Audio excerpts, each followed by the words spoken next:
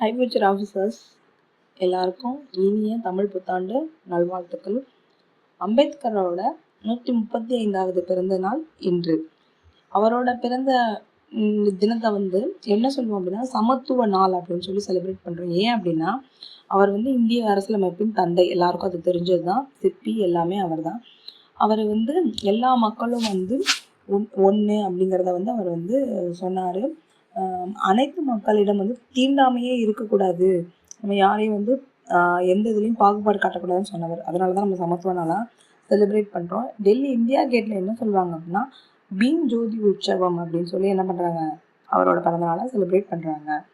இன்றைக்கி தமிழ் புத்தாண்டு நமக்கு தெரியும். தமிழ்நாட்டில் புத்தாண்டு கொண்டாடுறாங்க. மற்ற ஊர்லலாம் எப்படி அறுவடை திருநாள் எப்படிலாம் கொண்டாடுறாங்க அப்படிங்கிறத பார்க்கலாம். நம்ம தமிழகத்தில் துர்முகி ஆண்டு பிறந்திருக்கு. கேரளாவில் விஷு அப்படின்னு சொல்லி அந்த பேரில் தான் புத்தாண்டை கொண்டாடுவாங்க, மலையாள புத்தாண்டை. அஸ்ஸாமில் பொகாக் பிஹு, இதெல்லாம் அறுவடை திருநாள். பொகாக் பிஹு அப்படிங்கிறத கொண்டாடுறாங்க. வங்காளத்தில் பொய்லா பைஷாக் அப்படிங்கிறத கொண்டாடுறாங்க. இந்த கொண்டாடுறதுக்கு நேற்று செலிப்ரேட் பண்ண போவாங்க எங்கே அப்படின்னா பஞ்சாபில். அப்போ தான் என்ன ஆயிடுவாங்க அப்படின்னா ஜாலியன்வாலா பாக் படுகொலை நடக்கும். ஏப்ரல் 13 நேற்று கூட நம்ம பார்த்தோம்.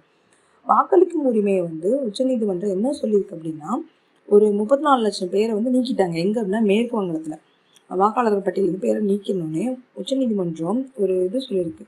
வாக்களிக்கும் உரிமை அப்படிங்கிறது அரசியலமைப்பு உரிமை மட்டும் இல்லை, அது நம்ம மக்களோட அவங்க எவ்வளோ நம்ம தேசத்தில் பக்தி வச்சுருக்காங்க அப்படிங்கிறதும் அவங்களுக்கும் அந்த நாட்டுக்கும், அதாவது நம்ம நாட்டுக்கும் உண்டான உணர்வோட வெளிப்பாடு அப்படின்னு சொல்லியிருக்காங்க. யார் அப்படின்னா சூரியகாந்த், ஜோஷியமாலா பாக்சி அப்படிங்கிற 2 நீதிபதிகள் தான் சொல்லியிருக்காங்க.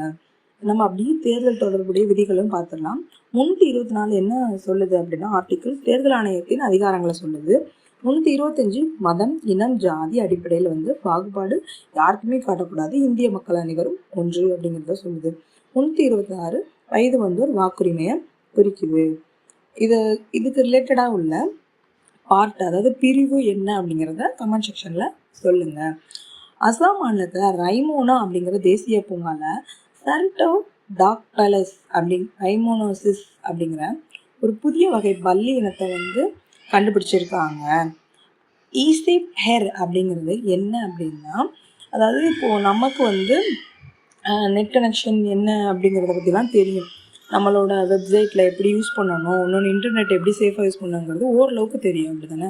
இது ரூரல் ஏரியாவில் உள்ள பெண்களுக்கு இன்னும் அவங்கக்கிட்ட நிறைய பேர்ட்ட ஃபோனே கிடையாது, அப்படி தானே? அவங்கக்கிட்ட இணைய பாதுகாப்புக்கு விழிப்புணர்வு ஏற்படுத்துறதுக்காக மத்திய அரசு தொடங்கின திட்டம் தான் என்னது, ஈசேஃப் ஹெர் அப்படிங்கிற ஒரு திட்டமாகும். நெக்ஸ்ட்டு பெம்ப்ரலோ சுமா அப்படிங்கிற ஒரு இது ஒரு மருந்து எதுக்கு அப்படின்னா, இது புற்றுநோய் அந்த டைமில் என்ன ஆகும் அப்படின்னா நம்ம கொடுக்குற மருந்து அப்படி ஸ்டாப் ஆகி வச்சுருக்கும், ஒரு சில பார்ட்ஸ் எல்லாம் வேலை செய்ய வச்சுருக்கும். இது போய் என்ன பண்ணும் அப்படின்னா BD1 அப்படிங்கிற ஒரு புரதத்தை தடுக்கும்.